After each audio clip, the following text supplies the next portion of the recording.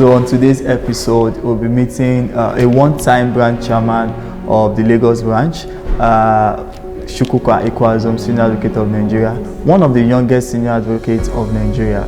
So it's going to be an exciting session. Please come with me.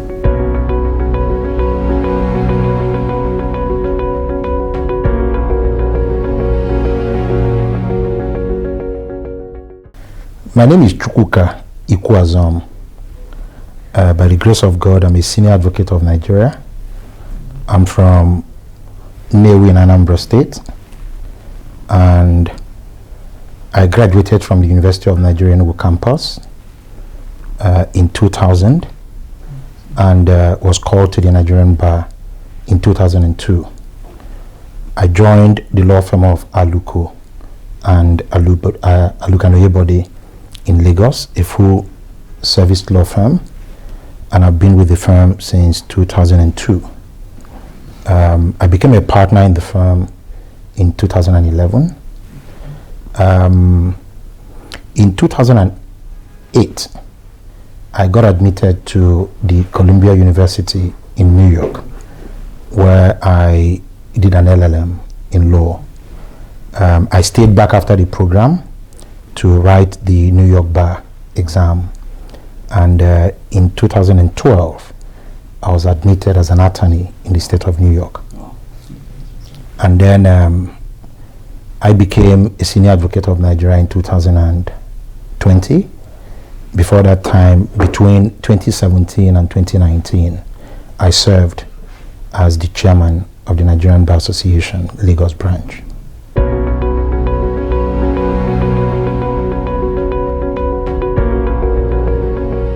It was an interesting experience. Prior to my election in 2017, I had not been very active at the bar, but I got tired of sitting on the sidelines and complaining, and I decided to get involved and drive the kind of change that I wanted to see. That was what drove me into running for that position. It's not always the right thing to ask a person to assess his or her performance in office, but with every sense of humility, I say that I was proud of the work that we did. Obviously, it was a team effort. I had very great men and women who served in the executive committee with me. So I'm proud of the work that we did as a team. Some of the good things, when people talk about the Lagos branch today with great admiration, a lot of the things that we see today at the branch were foundations that we laid. So for example, I was the chairman who, for the very first time, set up the Continuing Legal Education Committee, because I sensed the knowledge gap that existed. I always say to people that there are two things that we sell as lawyers: our time and our skills. So if you want to improve lawyers, you have to help them to acquire skills that are valuable, and that was what we set out to do when we set up the Continuing Legal Education Committee. We brought about uncommon transparency in the management of the finances of the branch.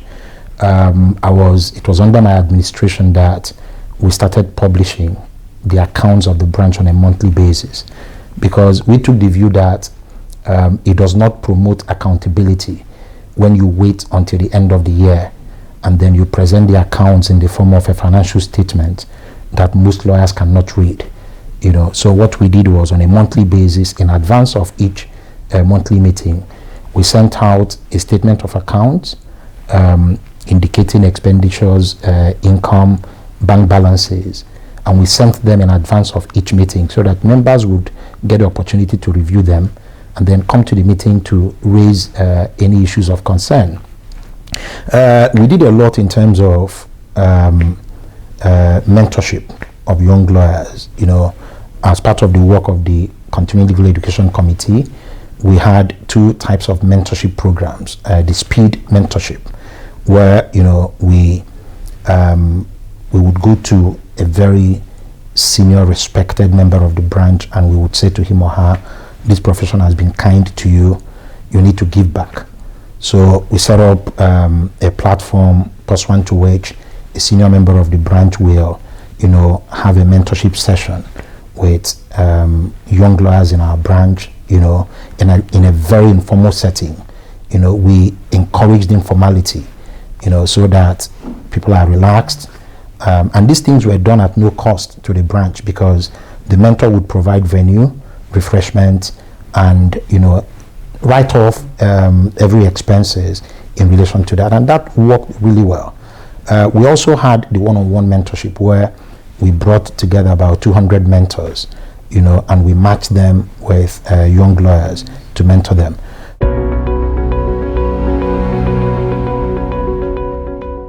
So I've always been enthused about the idea of you pleading the causes of your fellow men. I understand that the law profession goes beyond advocacy, courtroom advocacy, and there are many members of the profession who are very successful who do not do courtroom advocacy. But for me, it was that opportunity, that prospect of, your fellow man entrusting, his concerns, as it were, on you, and you go into court to plead. So I would say that it was the prospect of courtroom advocacy more than anything else that motivated me to study law.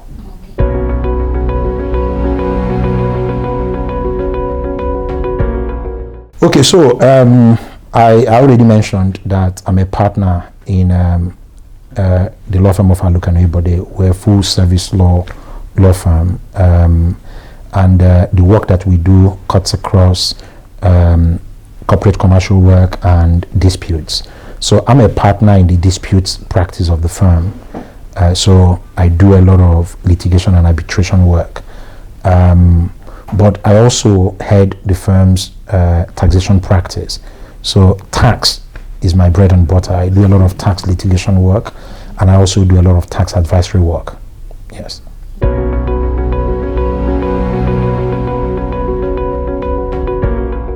Well, honestly, I have been luckier than most in the profession. I say this because I was privileged, to get into a structured firm, Alukan Ibode, at a very young age. So, I had and still have a lot of people that provided guidance to me.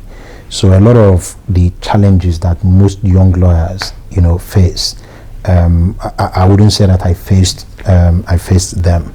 But that said, it has not been a smooth ride all through. So for someone who is as passionate in litigation, who has passion, the kind of passion that I have for litigation, sometimes the frustrations that you meet, in the court system, they are quite discouraging. Sometimes you work very hard, put in the shift, preparing for cases, and you get to court and, the court is not sitting. That can be, if your passion for litigation is not strong, that can be quite discouraging, but because I interact with a lot of young lawyers, I have a lot of young lawyers that I mentor. I know some of the challenges that young lawyers face. Many of them do not have good mentors, good role models to look up to. Some of them work in firms that are not structured. Some of them are not even given letters of employment. They are not sure that their salaries will come at the end of the month, and it's just tough,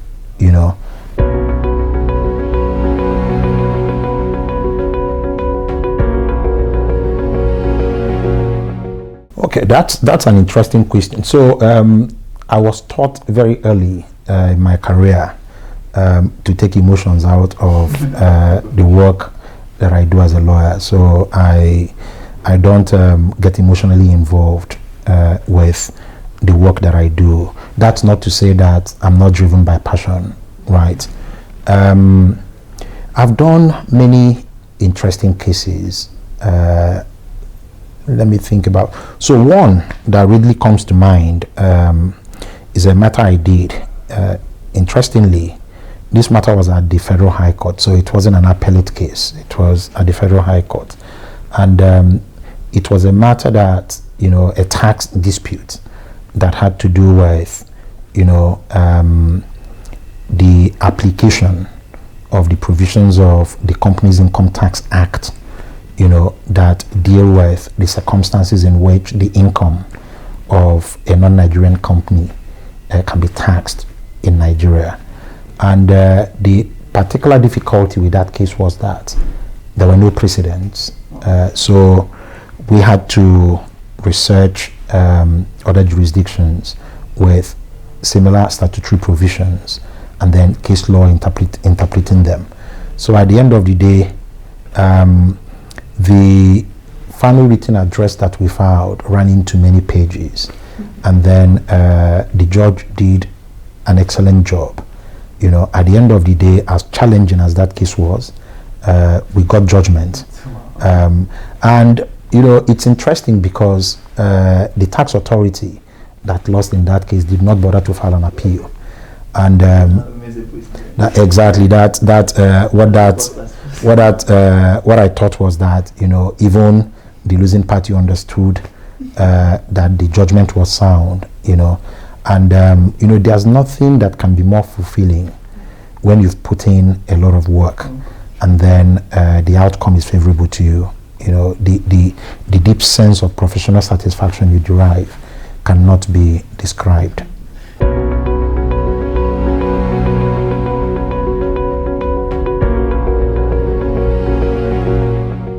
Well, I have, the way I like to answer the question is to say that I have many role models in the profession.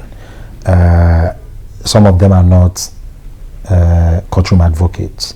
So one of my role models in the profession is Wingo Ebode, MFR, one of the founders of the firm that I work with. And, you know, what I greatly admired and still admire about him is, you know, his conception of law practice as a business and how he was able to build one of Nigeria's largest law firms. In terms of lawyers who do advocacy, I have a lot of them that I also admire. You know, Afe Babalola is an icon, right? I admire him a lot.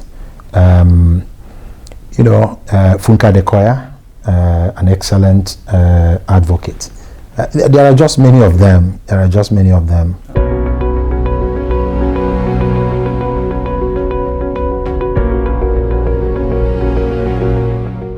Okay, so like I said, the profession is tough. There's a lot of poverty in our profession.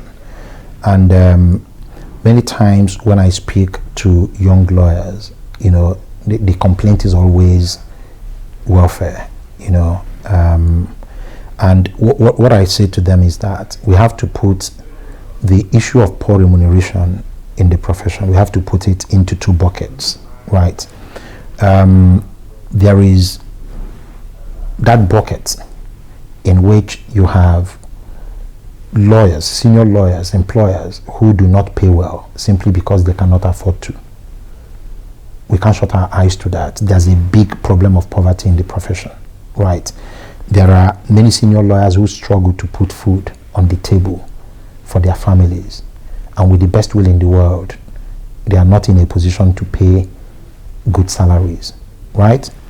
But there's also a vast majority of senior lawyers who can afford to, but because they are stuck in the 18th century mindset that young lawyers are learning from us. They are the ones who should be paying us. They don't take care of their lawyers. I think that a great deal of advocacy needs to be undertaken by the NBA, to get people in this category to understand that it is in their enlightened self-interest to treat the lawyers who work for them well, right? So I acknowledge this problem of poverty in the profession and the serious challenges that young lawyers have. But what I say to them is, law is a profession that rewards hard work and diligence. It doesn't matter what you're going through today. Be determined to succeed as a lawyer and work hard and be diligent, and you'll be successful. A lot of the successful lawyers that I know today, they are not the smartest. They are people who had a single-minded focus on succeeding in their practice, and they put in the hard work.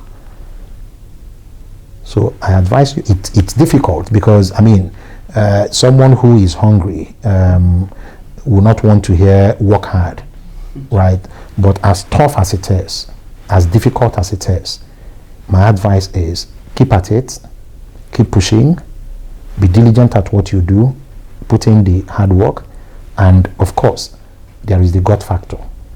I'm a Christian, and the good book says that every good gift comes from God.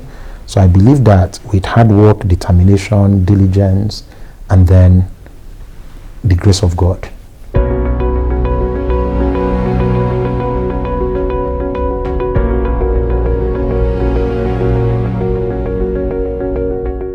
Well, that's an interesting question. So, being the chairman of a branch of the NBA, right, you're limited in terms of the things that you can do. We have an association that is structured in a way that, only the national leadership of the branch can, do certain things on the profession. So, for example, when it comes to matters of national interest, only the president of the bar is authorized to speak on behalf of the bar. So by the very nature of the office of chairman of a branch, there are certain things that you're not able to do. There are certain things that are better achieved, at the national level. Now, focusing on the branch, one of the things that I wish I had achieved was, given the NBA Lagos branch a befitting bar center. So when I took over as chairman of the NBA Lagos branch, we had some issues with, getting appropriate land, to build a bar center. We struggled, tried, because a majority of the members of our branch wanted a bar center that was in close proximity to the courts on Ibushiri. So that was difficult.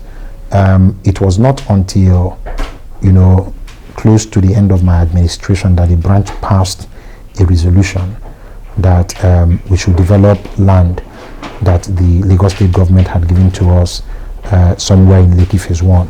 So I was able to, start, do the groundwork. I remember that before I handed over, we had a groundbreaking ceremony. And I'm happy that those who succeeded me have continued with the project. So as I speak to you today, the project is ongoing. But if you ask me one thing that I wished I had completely delivered to the branch, it would be that bar center. At the national level, I think that there are many challenges that we face. The primary of which, if you ask me, is the dysfunctionality of the court system, right? And I believe that the poverty that we see in the profession has a direct connection to our court system that is not working. And at a very basic level, if you're a small-time lawyer and you do recovery of premises, right, and you charge 500,000 and you're able to complete the work within 3 to 6 months, the money that you earn will be a lot more valuable in your hands than when you're stuck in the court system for, say, 2, 3, 4 years, right? Even the foreign direct investment that comes into the country is also impacted by what happens in the court system, right? So when a prospective investor is coming into the country, one of the first questions they ask is, how efficient is your court system in settling commercial disputes? Because disputes are inevitable in commercial relationships. So when they arise, how effective is your court system in addressing them? And the answer to that question may be the difference between investing in Ghana, for example, or investing in Nigeria. So these are serious existential issues we have in the profession. And I believe that the NBA is best suited to address these issues. But there are issues that are better addressed at the national level, not necessarily at the level of the branches.